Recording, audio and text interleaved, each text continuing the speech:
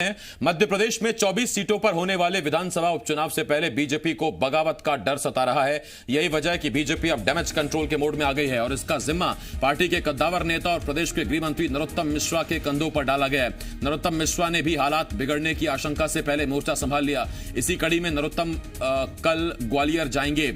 जानकारी के मुताबिक इस दौरान वो पूर्व मंत्रियों जैसे जयभान सिंह पवैया, अनूप मिश्रा, माया सिंह, नारायण सिंह कुशवाहा के घर जाकर उनसे मुलाकात करेंगे।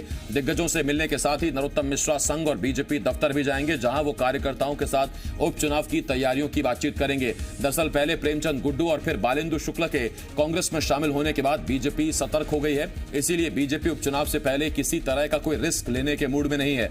नरोत्तम मिश्रा का यह ग्वालियर दौरा इसलिए अहम है क्योंकि शुक्रवार को ही भोपाल में सीएम शिवराज सिंह चौहान ने नरोत्तम मिश्रा के घर पहुंचकर उनसे मुलाकात की थी। इस दौरान सीएम ने नरोत्तम मिश्रा को सत्ता और संगठन में कोऑर्डिनेशन की जिम्मेदारी सौंपी थी। माना जा रहा है कि सीएम के साथ बैठक के बाद भी नरोत्तम मिश्रा ने सबसे पहले ग्वालियर का रुख किया, क्योंकि जिन 24 सीटों पर उपचुनाव होने उनमें से 16 सीटें ग्वालियर चंबल संभाग से हैं। नरोत्तम मिश्रा भोपाल से निकलेंगे ग्वालियर। भोपाल से इस वक्त मेरे सहयोगी संदीप भमरकर और ग्वालियर पहुंचेंगे नरोत्तम मिश्रा। उनके आने से पहले ही मुस्तैद हैं मेरे सहयोगी शैलेंद्र ग्वालियर से। दोनों सहयोगी हमारे जुड़े हुए हैं, लेकिन पहले मैं संदीप आपके पास आ रहा हूं। संदीप, आपसे सवाल।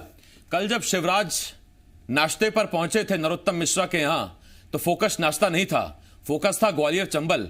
और वहां क्या कुछ हो रहा है, दो बड़े नेताओं का कांग्रेस में हाल ही में ज्वाइन करना और 24 में से 16 सीटें ग्वालियर चंबल संभाग से होना, यानी बीजेपी बताती कुछ है, अंदर कुछ है, और अब उस चिंता को दूर करने नरोत्तम ग्वालियर जा रहे हैं। बिल्कुल, नाश्ता बहाना था, वो तो ग्वालियर नरोत्तम मिश्रा को शायद पहुंचना था।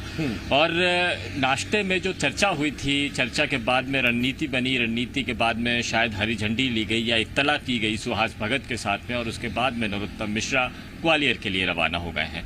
आप अहमियत समझिए आसिफ कि नरोत्तम मिश्रा ग्वालियर चंबल इलाके में राज्य सरकार की भूमिका को पहुंचाने वाले शख्स हैं। इस वक्त में एकमात्र ऐसे मंत्री हैं मध्य प्रदेश की सरकार में जो ग्वालियर चंबल इलाके से आते हैं। और अब यहाँ इस पूरे इलाके में सिंधिया के प्रभाव और बीजेपी की ताकत, इन दोनों ही चीजों को इकट्ठा करने का जिम्मा शायद नरोत्तम मिश्रा उठाएंगे, और इसीलिए उन्होंने उन सभी लोगों से बातचीत करने का फैसला लिया है। और आप फहरिस्त देखिए जिन लोगों से मुलाकात कर रहे हैं, ये वो लोग हैं जो सिंधिया समर्थक दिग्गजों के साथ में या सिंधिया समर्थक विधायकों से चुनाव हारे हैं। और अब इन लोगों से मुलाकात करके, बातचीत करके, अगर कोई मनमुटाव है, कोई नाराजगी है, उनको दूर करने का जिम्मा नरोत्तम मिश्रा उठा रहे हैं। इनसे बातचीत भी की जाएगी और कोशिश ये की जाएगी कि ये बड़े कद्दावर नेता हैं, चाहे अनूप मिश्रा हो, चाहे जयभान सिंह पवैया हो या माया सिंह हो। माया सिंह चुनाव हालांकि नहीं लड़ी थी, लेकिन उनका एक अपना रुतबा इस पूरे इलाके में है, अपना एक कद है, अपना एक प्रभाव है। तो इन सभी नेताओं के जरिए नरोत्तम मिश्रा चुनावी क्षेत्र में अपना प्रभाव डालने की कोशिश करेंगे, और कोशिश ये करेंगे कि सिंधिया और बीजेपी की ताकत का एहसास चुनाव में हो सके और उसका इस्तेमाल वोटरों के बीच में किया जा सके। अभी इस वक्त में कई सारी मुश्किलें हैं। इतना आसान जितना बाहर से नजर आता है कि सिंधिया बीजेपी में चले गए, सरकार बीजेपी की बन गई, सिंधिया भी ताकतवर हो गए, बीजेपी भी ताकतवर हो गई, लेकिन जमीन स्तर पर ऐसा नहीं है। और इस बात को ये बीजेपी भली भांति जानती है, और इसीलिए जरूरी ये है, क्योंकि इस पूरे चुनाव में जो चुनाव लड़ने वाले लोग हैं वो सिंधिया समर्थक है, पूरी ताकत के साथ में चुनावी मैदान में उतरेंगे। लेकिन क्या बीजेपी उस उत्साह के साथ में उतरेगी, क्योंकि इन्हीं सारे खेमों से वो लगातार इससे पहले लड़ती आ रही है। तो अब जो जान फूंकने की, जो आगे की रणनीति बनाने की जिम्मेदारी है, वो नरोत्तम मिश्रा उठाएंगे। राज्य सरकार क्या कर रही है, क्या सोच रही है, मुख्यमंत्री ने ऐसे लोगों के लिए क्या सोच के रखा है, आगे क्या प्लान है, तो इस फॉरवर्ड प्लान को डिस्कस करने के लिए, इन सारे नेताओं को बताने के लिए एक जरिया है। लॉकडाउन है, ताला खोलने की कोशिश नरोत्तम मिश्रा कर रहे हैं। ये जब ताला खुलेगा तो शायद जो नाराज नेताओं के भीतर का उत्साह बाहर आ पाएगा और उसका फायदा चुनाव में मिलेगा। ठीक, सियासत अनलॉक हो गई है अनलॉक 1 के साथ, लेकिन जो पुराने नेता हैं या जो अभी नाराज बैठे, मुंह फुलाए बैठे हैं, उनके मन में जो शंकाओं का लॉक है उसे अनलॉक करने के नरोत्तम ग्वालियर जा रहे हैं। शैलेंद्र हमारे साथ लगातार जुड़े हुए हैं। शैलेंद्र, आपसे एक सवाल। गोपाल भार्गव भी नाराज हैं इधर, नरोत्तम मिश्रा को जिम्मेदारी दी गई है, कल एक पंडित जी ने कांग्रेस ज्वाइन कर ली, और अब एक और सियासी पंडित जी को जिम्मेदारी दी गई है कि वो सब कल्याण करें ग्वालियर आकर। देखिए, बिल्कुल आसिफ, जब मध्य प्रदेश में जब सत्ता परिवर्तन हुआ था 2018 के चुनाव में, यानी बीजेपी के बाद जब कांग्रेस की सरकार बनी, तो ग्वालियर चंबल संभाग ने बहुत महत्वपूर्ण भूमिका निभाई थी। यानी 27 सीटें जो है वो यहाँ से कांग्रेस जीती थी और यही कारण है कि मध्य प्रदेश में सरकार पर काबिज हुई। लेकिन जब मध्य प्रदेश की सरकार जब बेदखल हुई तो यहीं के लोग थे, वो लोग 16 लोग जिन्होंने कहीं ना कहीं सिंधिया के साथ बीजेपी में जाना उचित समझा और वो सरकार चली गई। और आने वाले समय में किसकी सरकार बनेगी, किसकी या बचेगी, ये तय करने के लिए ग्वालियर चंबल संभाग का बहुत महत्वपूर्ण योगदान होने जा रहा है, क्योंकि 16 सीटें जो है वो इस इलाके से आती हैं।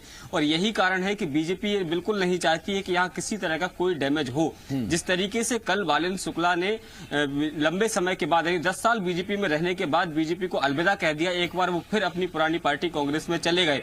तो ऐसे में कहीं ना कहीं बीजेपी के अंदर भी ये चीजें उठने लगी कि कहीं ऐसा ना हो कि ये फेरिस्त लंबी हो जाए, क्योंकि कई ऐसे नेता हैं, जिस तरीके से संदीप जी बता रहे थे कि ये वो लोग हैं जो कभी ना कभी इन लोगों के खिलाफ चुनाव लड़ते रहे हैं और बीजेपी के कार्यकर्ता इन लोगों के खिलाफ हमेशा सड़कों पर रहे। और ऐसे में अब जब सिंधिया समर्थक और बीजेपी एक साथ चुनाव लड़ने की बात हो रही है, तो आखिर कितना इन लोगों के बीच में तालमेल है, ये बहुत ज्यादा जरूरी है। क्योंकि अगर तालमेल ठीक नहीं हुआ तो इसका फायदा कहीं ना कहीं कांग्रेस उठा ले जाएगी। क्योंकि पिछले दिनों में भी हमने जिस तरीके से देखा कि जब कुछ विज्ञापन जारी हुए तो उसमें सिंधिया की फोटो गायब थी, तो इसको लेकर कहीं ना कहीं ये बात कही जा रही थी। कांग्रेस दबी जुबान से ही सही, लेकिन इस बात को कह रही है कि सिंधिया को जो तवज्जो मिलनी चाहिए थी या जो कांग्रेस में तवज्जो मिलती थी वो बीजेपी में नहीं मिल रही है। और इसको लेकर कहीं ना कहीं सिंधिया समर्थक काफी बेचैन भी हैं। तो अब उन सबकी बेचैनी इन दोनों पार्टी के जो लोग हैं, हालांकि जो कांग्रेस से आए वो लोग और इसके अलावा जो बीजेपी के पुराने नेता हैं, इन लोगों के बीच बेहतर सामंजस्य हो, ताकि जो चुनाव जब नतीजे आए तो वो बीजेपी के पक्ष में आए। तो ये करना बहुत जरूरी है और यही कारण है कि समय से पहले जो है नरोत्तम मिश्रा ग्वालियर आ रहे हैं और वो न केवल आ रहे हैं बल्कि बीजेपी के जो दिग्गज नेता हैं वो सबके साथ 1 to 1 चर्चा करेंगे। सबको आधे घंटे का समय जो है शेड्यूल आया है, उसके अनुसार वो आधे घंटे सबसे 1 to 1 चर्चा करेंगे। हालांकि इसमें से अधिकांश नेता वो भी हैं जो भोपाल में विष्णु शर्मा की बात करें या फिर सीएम शिवराज सिंह की बात करें, उन लोगों से भी 1 to 1 चर्चा करके आ चुके हैं।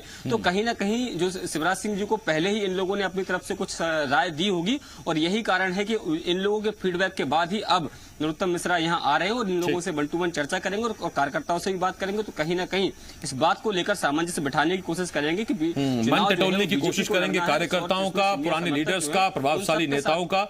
और इसके साथ साथ जरा ये भी टोह लेंगे कि 24 सीटों पर दमखम तो झोंक रहे हैं, लेकिन जिन 16 सीटें ग्वालियर चंबल से आती हैं वहां की स्थिति है क्या अभी भी मनमुटाव हैं या फिर सब एक झंडे एक पार्टी के नीचे आ गए हैं?